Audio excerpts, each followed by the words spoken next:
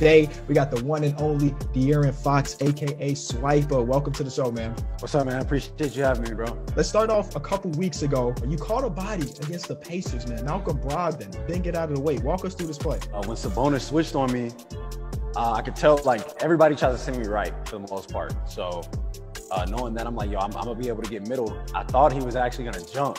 That's why I went up and dunked it. Like, a lot of the times I would just lay it up. If I feel like you're going to try to block it, I'm going to try to dunk it just to make sure I make it. It definitely was like a dagger, but like different because it was a dunk. Yeah, like knowing we was up 4, if I get this bucket, it's probably over. Like, it's probably a wrap. I don't play off of emotion, but that was probably the one time that I think I yelled after a dunk. I'm going to go to the next highlight, which is one of my favorites from this list, because you had the handle to get through Zion, then the pass fake on Lonzo. Walk us through it.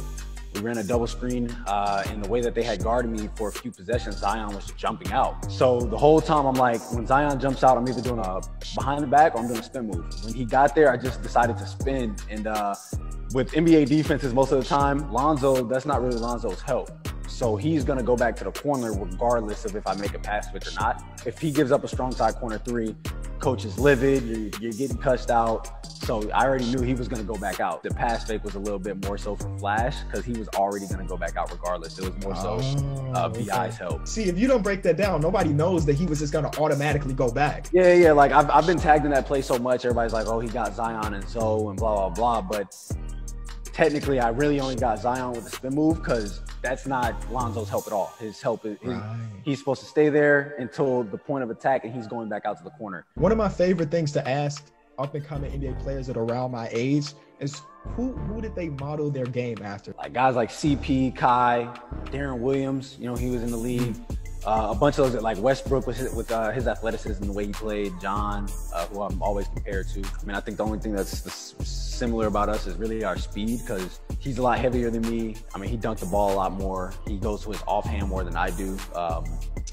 I've taken a lot more jumpers than he did when he was younger. I always wanted to ask somebody that does get compared because, like, we heard the DeAaron Fox, John Wall thing since the very first moment you stepped on the basketball court as far as, like, going to the NBA.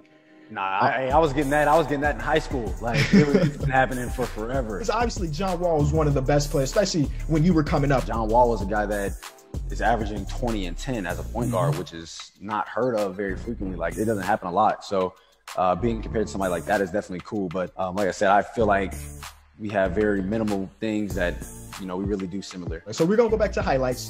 This has been a great season for you so far. I don't know how many people telling you that, of course. Just a few weeks ago, you had your career night, 44 points. I shot 16 for 22, so I missed 6 shots that game, 2 of which were blocked because I had Wiggs on me to start, and he's 6'8" with long arms, so he tipped 2 of my shots. So I'm thinking, like, man, after that, like, I only missed 4 shots. Like, I didn't notice it while going through it, but I mean, it was definitely a cool night.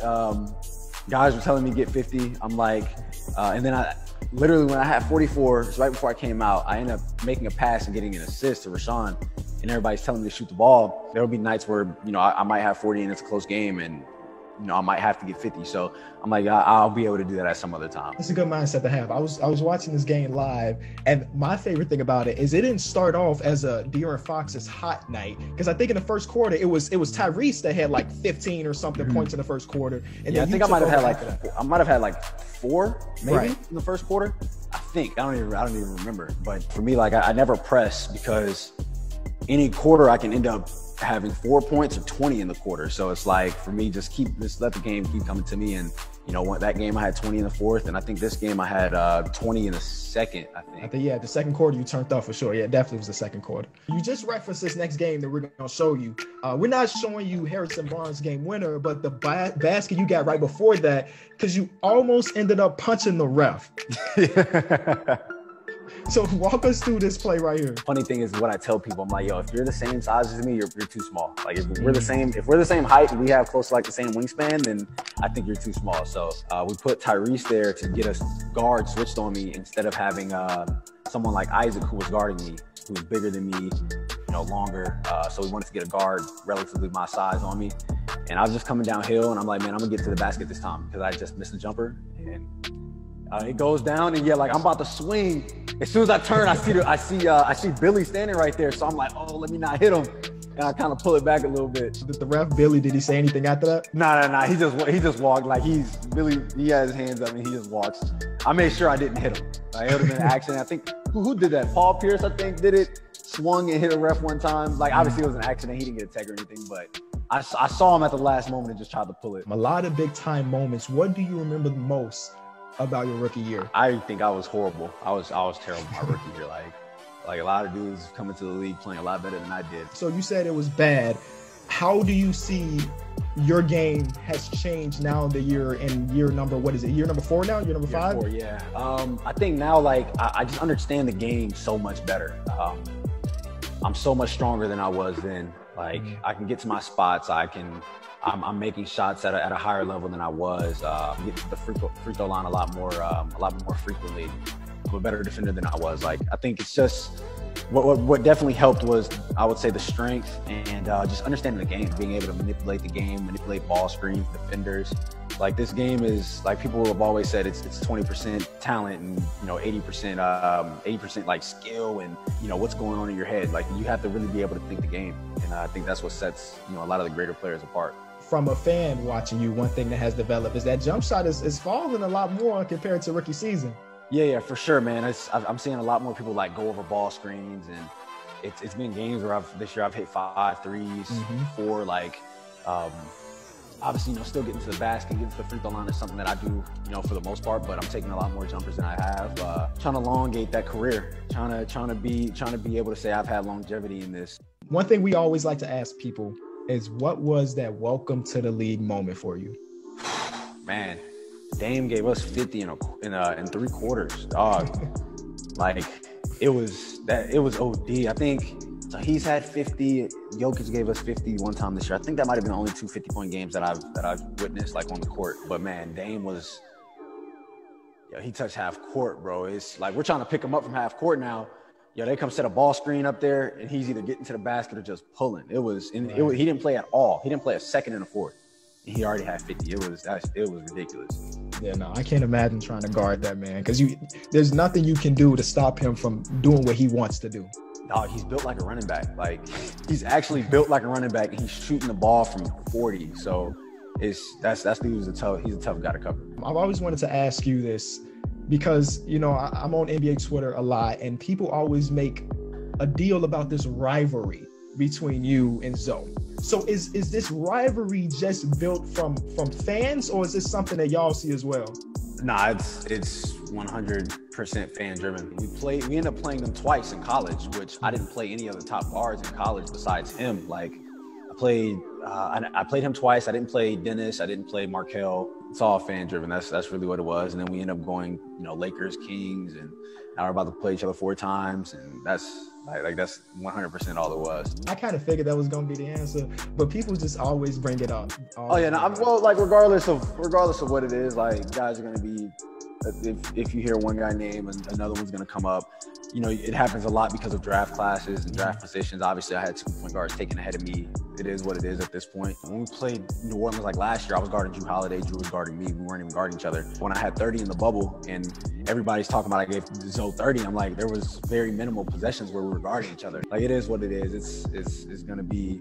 It more so follows me more than it does him, but it is what it is.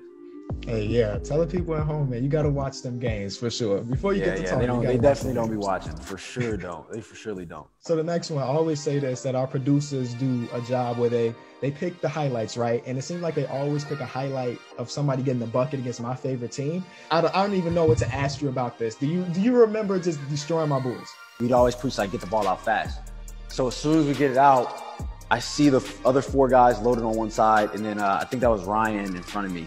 And I'm like, I'm about to just beat everybody down the court. You have speed that's not just basketball speed. You got speed outside of that. So were you always a hooper, or because there's like track and field speed in there as well?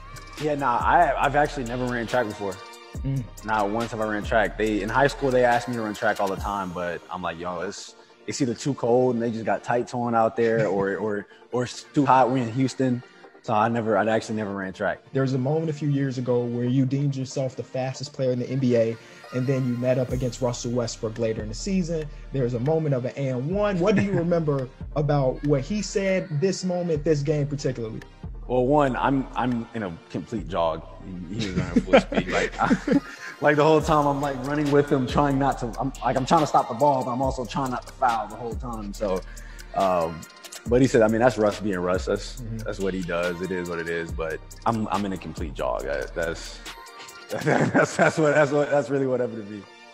Have you ever timed yourself on like a 40? Not since probably junior year of high school.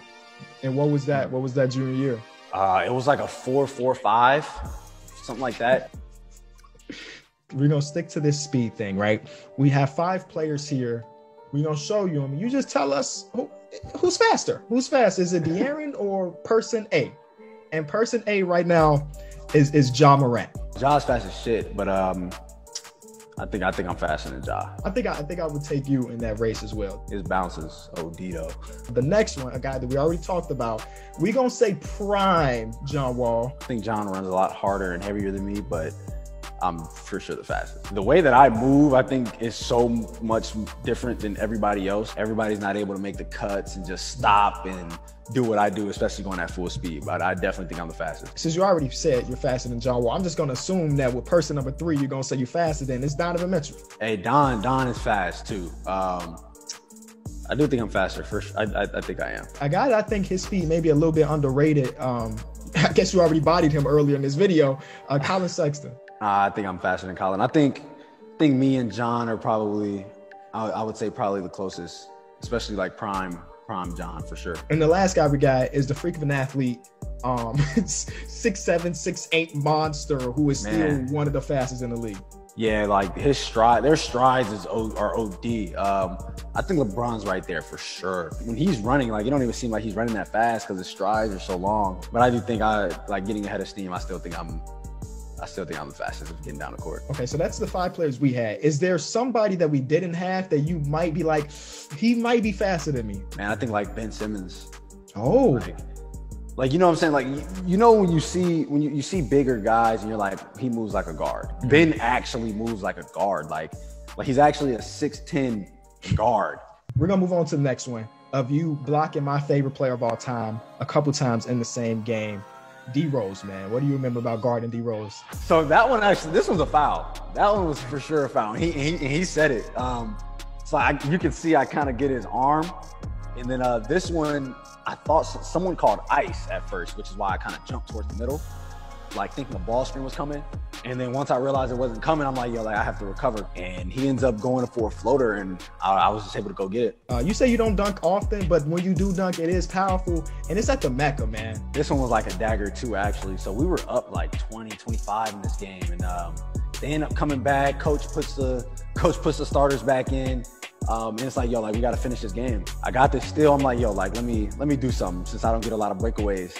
And I windmilled it, and it was basically over from then. Yeah, people always say there's a different energy in Madison Square Garden opposed to any other arena in the league. Do you feel that as well? Yeah, man, it's different. Like that, the crowd is, if they like you, regardless of what team you're on, you know what I'm saying? They'll cheer. If the Knicks aren't playing well, they'll boo. Like it's people from New York and people who live in New York just love basketball. Period. Point blank. Period. No matter who it is, like it show you the respect. It's crazy. It's crazy there. It's been a blast. We appreciate you taking the time and going through your highlights. Anything you want to say for the people at home? I mean, I appreciate all my fans. It's been a crazy and hectic season, but you know what I'm saying, we appreciate everybody that's watching and really supporting us. And for everybody at home, we appreciate you watching. Leave a like, all those things, and we'll see y'all soon. Peace.